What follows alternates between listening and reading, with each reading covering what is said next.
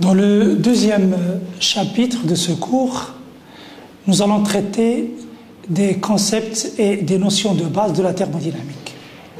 Nous allons commencer d'abord par un rappel des notions de travail mécanique et de chaleur. Alors, c'est quoi un travail mécanique ou une énergie mécanique? Par définition, une énergie signifie capacité de travail. Le travail est donc défini en mécanique comme une grandeur scalaire. C'est le produit scalaire de la force par le déplacement effectué par son point d'application. Mathématiquement, donc, un travail élémentaire relatif à un déplacement élémentaire dl sous l'action d'une force F s'écrit dW égale F fois dl. Et le travail sur un trajet fini entre un état initial A et un état final B est tout simplement l'intégrale de ce travail élémentaire, c'est-à-dire l'intégrale entre A et B de F dl. Un travail est positif si le déplacement est dans le même sens que la force. On appellera ça un travail moteur. Si le travail est négatif, le déplacement se fait en sens contraire de la force et on parlera de travail résistant, comme le montrent les figures ci-dessous. Un système mécanique susceptible de fournir du travail contient de la capacité du travail ou du travail en réserve. Il contient donc de l'énergie. Si cette énergie est due à la position des éléments d'un corps dans l'espace, on parle alors d'énergie potentielle.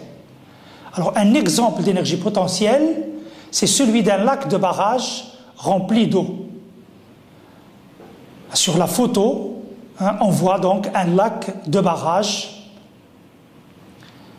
où est stockée une masse importante d'eau.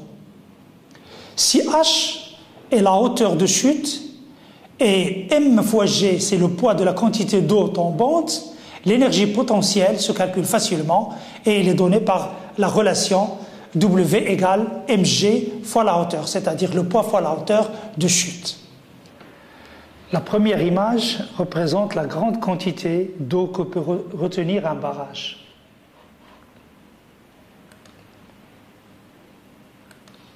La deuxième image montre la conduite forcée de l'eau. On ouvre des vannes, sorte de gros robinets, pour envoyer l'eau à travers une canalisation de longs tuyaux jusqu'à la centrale, c'est-à-dire où se trouve l'usine de production d'électricité. La troisième image représente le jet d'eau qui sort de la canalisation avec une grande vitesse et qui arrive sur les palettes d'une grande turbine et qui la fait tourner. Cette turbine est couplée à un alternateur et le fait donc tourner à son tour. En tournant, l'alternateur produit de l'électricité. Quatrième image, l'électricité produite est envoyée vers un grand transformateur qui va adapter la tension électrique produite pour le transport dans les lignes haute tension. Cinquième et dernière image, on voit les 4 étapes qui sont à la base de la production de l'électricité dans une centrale hydraulique. Chute d'eau, action de la turbine, action de l'alternateur, production de l'électricité, réception par un grand transformateur et adaptation de la tension pour l'acheminer vers les lignes haute tension. On peut citer aussi d'autres exemples d'énergie potentielle, tels que la détente d'un gaz comprimé ou la détente d'un ressort comprimé. Ces deux systèmes-là nous fournissent également de l'énergie potentielle. Alors, comme nous l'avons vu précédemment, une grande loi qui gouverne la mécanique, c'est la conservation de l'énergie mécanique. Cette loi s'énonce sous la forme suivante: dans les phénomènes purement mécaniques, l'énergie mécanique se conserve. Et je dis bien purement mécanique. Alors la démonstration est très simple. Considérons le cas d'un point matériel soumis à une force F qui déplace son point d'application de dl avec la vitesse v. Le travail élémentaire correspondant à ce déplacement, dw égale f dl. Alors, si j'utilise le principe fondamental de la dynamique, ce travail peut s'écrire aussi dW égale M dV sur dt. M dV sur dt, c'est la force, d'après le principe fondamental de la dynamique, multiplié par le déplacement dl, que je peux écrire M dV fois dl sur dt, et nous savons que la dérivée du déplacement par rapport au temps, c'est tout simplement la vitesse. Donc, j'ai l'expression M dV fois V, qui n'est autre que la différentielle de la fonction 1 demi de mv carré. Et nous reconnaissons là l'expression de l'énergie cinétique. Donc, si je veux calculer le travail élémentaire, le travail fini entre un état initial et un état final, alors ce travail-là, c'est 1 demi de mvf au carré moins 1 demi de mvi au carré. Donc, je constate sur cette équation qu'il y a une transformation du travail en énergie cinétique. Ce travail-là, c'est tout simplement la différence de deux termes d'énergie cinétique. Est-ce que ceci est toujours vrai? Autrement dit, existe-t-il des phénomènes purement mécaniques? En réalité, la réponse est non. Cependant, on peut citer l'exemple de la chute des corps dans le vide, ce qu'on appelle la chute libre. Seule la chute libre peut, si vous voulez, constituer un exemple d'un phénomène purement mécanique. Pourquoi? Parce que normalement, dans l'air, la chute des corps, si vous voulez, se heurte à la production de chaleur, puisqu'il y a un frottement mécanique avec l'air, ou les particules qui constituent l'air. Alors, la première conclusion que je peux tirer de ce que je viens de dire, c'est que toute production de chaleur correspond à une diminution d'énergie mécanique, et réciproquement, toute création de travail entraîne la disparition ou la consommation d'une certaine quantité de chaleur. Alors, puisqu'on parle de chaleur, essayons de faire la différence entre la chaleur et la température. Alors, les études des phénomènes calorifiques ont conduit à distinguer entre ces deux notions. Et on peut intuitivement, grâce au toucher, si vous voulez, faire la différence entre un corps froid, un corps tiède ou un corps chaud. Prenons l'exemple de l'eau. On sait qu'il existe sous trois états de la matière: l'état solide, l'état liquide et l'état gazeux. Ainsi, chacun de ces états sera caractérisé sur une échelle par une température. Alors, on peut caractériser l'état solide sous forme de glace par une température T1, l'état liquide par une température T2 et l'état vapeur, l'état gazeux, par une température T3. Et manifestement, T1 est inférieur à T2, inférieur à T3. Alors, pour passer de l'état solide à l'état gazeux, on peut chauffer l'eau sous la forme glace. Donc, on peut chauffer la matière eau et changer sa température. Passer de T1 à T2 à T3. Donc, je peux dire que le changement dans l'état physique des corps est accompagné d'une variation de température, grâce, bien sûr, à la chaleur. Ainsi, la chaleur est une forme d'énergie qui conduit soit à une variation de température, comme on vient de le voir, soit à un changement de phase, puisqu'on peut passer de l'état solide à l'état liquide et ensuite à l'état vapeur lorsque je suis en train de chauffer. Alors, après cette petite introduction, je vais passer, si vous voulez, au concept de base en thermodynamique et je vais essayer de définir un certain nombre de notions. En particulier, l'état d'équilibre d'un système. Alors, c'est d'abord, quelle est la définition d'un système? Un système thermodynamique est un corps ou un ensemble de corps de masse déterminée, délimité dans l'espace, qu'on peut schématiser comme par la figure ci-contre. Alors, un système est délimité par une frontière qu'on peut matérialiser, et tout ce qui n'est pas le système constitue ce qu'on appelle le milieu extérieur ou bien l'environnement du système. La frontière entre le système et le milieu extérieur, elle peut être matérielle ou imaginaire dans certains cas.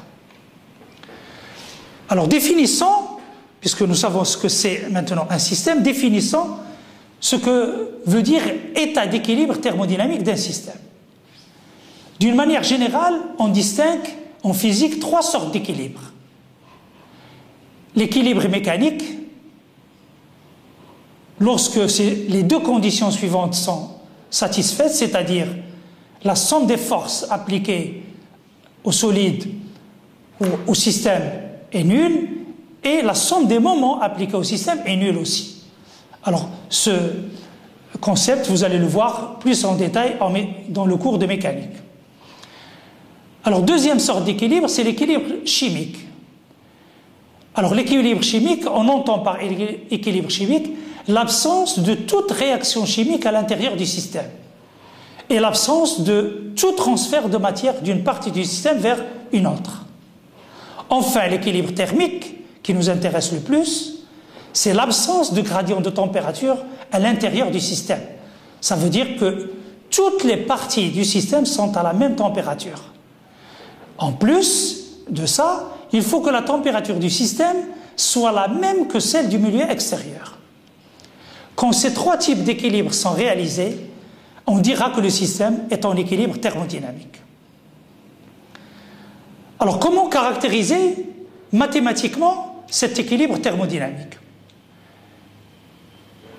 Pour le caractériser, nous sommes amenés à définir ce qu'on appelle les variables macroscopiques ou les paramètres macroscopiques qui définissent l'état d'équilibre thermodynamique. Donc on appellera variables macroscopiques les grandeurs caractérisant l'état d'un système à l'équilibre thermodynamique. Exemple, si je considère comme système un fluide de masse et de nature donnée, son état d'équilibre sera caractérisé par 3 variables macroscopiques qui sont sa pression P, son volume V et sa température T. Remarque importante, les variables d'état ou les variables macroscopiques d'un système ne sont définies et connues que lorsque le système est en équilibre thermodynamique. En dehors de l'équilibre thermodynamique, je ne connais pas ces grandeurs thermodynamiques. Ces variables n'ont de sens que si le système contient un grand nombre de particules. Elles constituent donc une moyenne et c'est pourquoi on les appelle variables macroscopiques. Alors parmi les variables qui déterminent ou bien qui caractérisent l'état d'équilibre thermodynamique, on peut distinguer les variables extensives et les variables intensives. Certaines variables d'état ont des valeurs qui ne dépendent pas de la masse. La masse, c'est-à-dire la quantité de matière d'un système. On les appelle alors variables intensives. Au contraire, lorsque ces grandeurs dépendent de la masse du système, on les qualifie de variables extensives. Alors, illustrons ça sur l'exemple suivant. Considérons 2 systèmes rigoureusement identiques et réunissons-les pour en faire un seul. J'ai ici 2 systèmes qui sont à la même pression, qui ont la même température, la même masse, la même concentration, ils sont identiques, ils ont les mêmes grandeurs physiques et les mêmes paramètres qui caractérisent leur état d'équilibre thermodynamique. Je les réunis pour en faire un seul système. Certaines variables vont doubler par rapport à chacun des 2 systèmes initiaux, tels que la masse. La masse maintenant de ce système, c'est le double de chacun des 2, puisque c'est formé par 2. Le volume ici, c'est le double. Le nombre de moles est le double, etc. Donc, ces grandeurs-là, masse, volume, nombre de moles, sont des variables extensives. Par contre, la pression va rester la même. La température va rester la même. La concentration va rester la même. Donc ces variables-là seront considérées comme des variables intensives pour le système. Alors l'état d'équilibre thermodynamique sera caractérisé, une fois que je connais les variables macroscopiques, par une relation entre ces variables macroscopiques qu'on va appeler équation d'état ou fonction d'état, qui va caractériser donc l'équilibre thermodynamique. Dans le cas d'un fluide de masse et de nature donnée, il existe une relation donc entre les grandeurs macroscopiques pression, volume et température, qu'on va noter mathématiquement. Pour l'instant, c'est une relation mathématique, une fonction entre P, V et de T. C'est une équation égale à 0. C'est ce qu'on appelle la fonction d'état du système. Une équation d'état est une fonction dont les paramètres sont des variables d'état. Alors pour fixer les idées, nous allons étudier un cas très important en thermodynamique, un modèle important, ce qu'on appelle le modèle du gaz parfait. Alors comme il s'agit d'un modèle physique, il est basé sur un certain nombre d'hypothèses. Ils sont en nombre de 3. Première hypothèse dit que les particules qui constituent le gaz, que ce soit des molécules, des atomes ou des ions, sont des particules ponctuelles, c'est-à-dire n'ont pas de volume propre. Deuxième hypothèse, on néglige toute interaction entre les particules du gaz, du système. Troisième hypothèse, on considère les chocs avec les parois du récipient contenant le gaz et particules. Donc les particules du gaz ne peuvent heurter que les parois du récipient qui les contient. Et ils ne peuvent pas entrer en collision entre elles. Ça, c'est, si vous voulez, les 3 hypothèses du modèle du gaz parfait. Un gaz réel peut être assimilé à un gaz parfait si l'une des conditions suivantes est satisfaite. La pression tendant vers 0, ce qui signifie physiquement une pression faible, ou bien volume tendant vers l'infini, ce qui signifie physiquement un grand volume. Dans ces conditions, l'équation d'état d'un gaz parfait s'écrit pour une mole de gaz. F de P, de V et de T, la relation entre P, V, T égale à 0, c'est tout simplement PV moins RT égale à 0. Ce qui est équivalent à écrire PV égale RT, comme on a l'habitude de l'écrire souvent en thermodynamique. Avec R, c'est la constante des gaz parfaits qui vaut 8,32 joules par K par mol. Si je considère N mol d'un gaz parfait, l'équation d'état s'écrit PV égale nRT. Si grand M est la masse molaire du gaz et petit m la masse du gaz, on sait que m égale n fois petit m égale n fois grand M, et l'équation d'état s'écrit pour le n mol, PV égale petit m sur grand M multiplié par R fois T. Alors nous avons vu donc un modèle, si vous voulez, très simple, ce qu'on appelle le modèle du gaz parfait, sur lequel nous avons donc vu une équation d'état explicite, très simple, qu'on va utiliser souvent dans les exercices d'application de ce cours. Pour illustrer le modèle des gaz parfaits, j'ai choisi pour vous l'animation suivante que j'ai tirée du net. Nous avons une seringue munie de son piston. Le corps de la seringue constitue ce qu'on appelle un cylindre, communément, si vous voulez, en thermodynamique. Le tout est relié à un manomètre, et vous remarquez bien que le manomètre présente une aiguille qui indique la pression du gaz contenu dans la seringue. Alors vous remarquez que nous avons un gaz constitué de 2 particules, uniquement 2 particules, c'est le modèle qui le choisit, des particules bleues et des particules rouges. Remarquez que lorsque je vais comprimer le gaz, c'est-à-dire je vais réduire le volume, l'aiguille se déplace vers les hautes pressions, c'est-à-dire la pression du gaz augmente. L'interaction entre les particules augmente.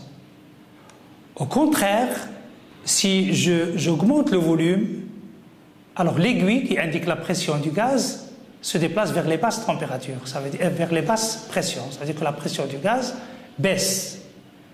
Remarquez que lorsque le volume est très grand, l'interaction entre les particules est pratiquement absente.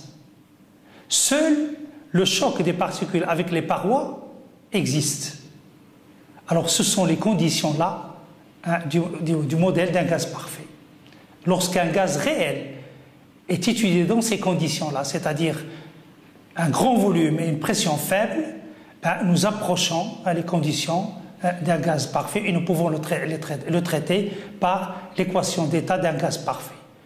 Une particule peut bouger sans interagir avec aucune des autres particules.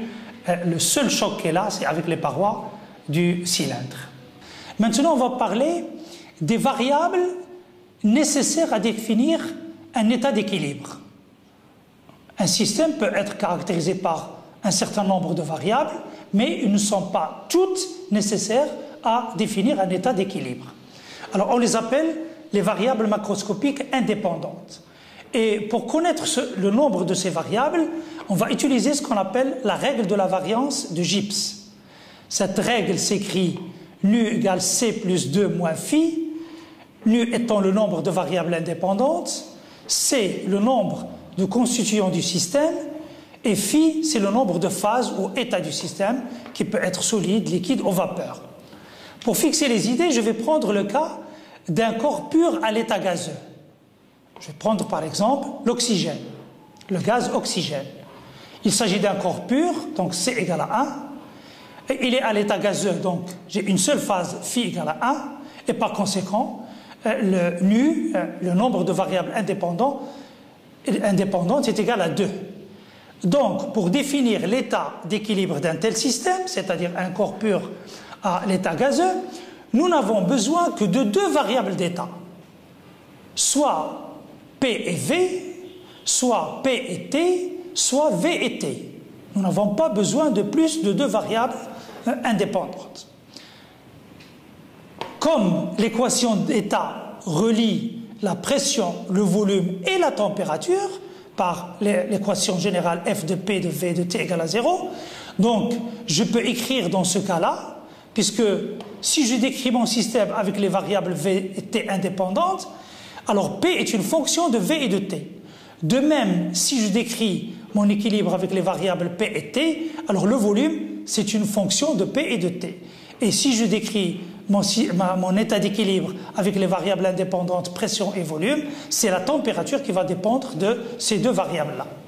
Sur le plan pratique, on peut, si vous voulez, s'intéresser uniquement à la variation d'une variable avec l'autre en fixant la 3e.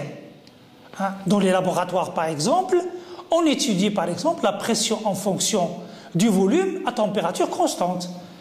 On travaille, si vous voulez, on peut mener une expérience à température constante et voir comment varie la pression d'un gaz en fonction de la variation du volume de ce gaz-là. Alors c'est ce qu'on appelle une représentation plane. À ce moment-là, j'ai seulement une variable en fonction d'une autre, c'est-à-dire y fonction de x, c'est-à-dire une représentation plane, comme nous l'avions vu, si vous voulez, au niveau du préambule mathématique. Alors prenons le cas du gaz parfait maintenant. L'équation d'état F de P de V de T égale à 0, elle est traduite par une équation concrète qui est égale PV égale nRT. Si je fixe la température par exemple, et je vais travailler à une température T égale à T1. Donc, d'après mon équation d'état, P c'est égal à nRT1 sur V. N est une constante, R est une constante et T1 est une constante. Donc, le produit nRT1 est une constante que j'appelle alpha 1. Donc, ma pression s'écrit tout simplement alpha 1 sur V. Si je change de température et je refais la même chose, c'est-à-dire je mène une autre expérience avec une température T2 différente de T1, j'aurai une pression égale à alpha 2 sur V. Si je fais de même avec une température T3 différente de T2 et T1, P ce sera alpha 3 sur V3. Et on peut constater que dans chaque cas, la pression varie comme 1 sur V. Ce genre de fonction est représenté par des courbes qu'on appelle une hyperbole. Dans le plan PV, si je trace, si vous voulez, ces courbes-là dans un diagramme PV, je vais avoir des hyperboles à des températures différentes, comme le montre la figure ci-contre, et j'obtiens donc ce qu'on appelle un réseau d'isothermes. Un réseau d'isothermes, c'est-à-dire des différentes hyperboles, chacune à une température bien déterminée.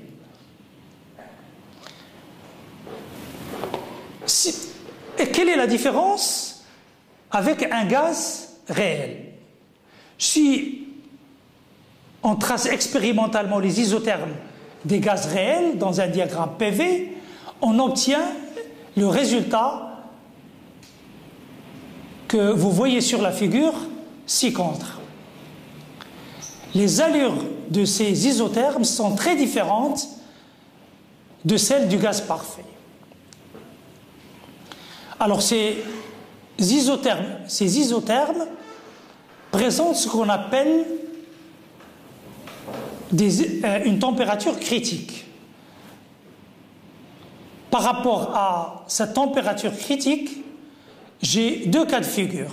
Quand je suis en dessous de la température critique, les isothermes présentent un palier. Et quand je suis au-dessus de la température critique, les isothermes sont des hyperpoles qui ressemblent au résultat du modèle du gaz parfait. Alors si je peux me permettre de faire un petit commentaire, si vous voulez, sur les isothermes en dessous de la température critique, alors je vais dire que lorsque je vais réduire le volume, lorsque je vais réduire le volume, la pression augmente. La pression du gaz augmente jusqu'à un point que j'appelle VG, pour lequel le gaz commence à se liquéfier. Et donc j'ai en même temps présence du gaz et du liquide. Et puisque j'ai deux phases qui coexistent en même temps, je vais rester sur un palier, c'est-à-dire la pression va rester constante, ne changera pas, tant qu'il y a coexistence du liquide et du gaz. Alors, en réduisant le volume, la quantité de gaz diminue, c'est la quantité de liquide qui augmente, jusqu'au point VL où tout le gaz est transformé en liquide. À ce niveau-là, au niveau de VL, eh bien, tout le système est liquide, mon système n'est plus gazeux et liquide, et puis la variation hyperbolique, si vous voulez, reprendra. Voilà tout ce qu'on peut dire sur cette figure. Alors je reviens donc à l'étude, si vous voulez, de l'équation d'état du gaz parfait. Ce que j'ai fait pour la température, l'étude de la pression en fonction du volume à température constante, je peux le faire pour étudier le volume en fonction de la température en fixant la pression. Alors, je vais écrire V, c'est NRT, c'est NR sur P fois T. La pression étant constante, je vais travailler par exemple à une pression P1. Donc, N constante, R constante et P constante. Donc, j'ai V, c'est constante fois T. Donc, c'est une équation linéaire qui passe par l'origine. Donc, j'ai des droites ici dans ce cas-là. Et voilà donc le résultat. Pour une pression P1, j'ai la première droite. Si je change de pression et je mène mon expérience, j'obtiens une pression P2. Une deuxième droite à P2. Si je change ma pression et je travaille à pression P3 différente de P2 et de P1, j'obtiens donc une autre droite, si vous voulez, dans le diagramme V en fonction de T, et j'obtiens ce qu'on appelle un réseau d'isobars. Je peux faire la même chose en fixant cette fois-ci le volume et j'obtiens ce qu'on appelle un réseau d'isochores. Alors, vous savez très bien que les trois variables, pression, volume et température, sont liées par l'équation d'état. Et donc, je peux regrouper, si vous voulez, ces trois résultats dans un seul schéma. Pression en fonction de la température et du volume. Voilà, les isobars sont en vert, les isothermes sont en rouge, les isochores sont en bleu. Et donc ici, vous obtenez, si vous voulez, à trois dimensions, vous obtenez une surface. C'est ce qu'on appelle la surface caractéristique du système.